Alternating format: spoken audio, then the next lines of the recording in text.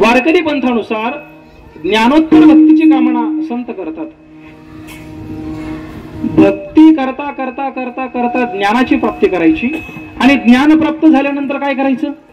पुन्हा भक्तीच करायची. हे मी नाही बोलत, संत आहेत. आपण रोज काकड्यामध्ये म्हणतो टाळा टाळी लोपला नाद,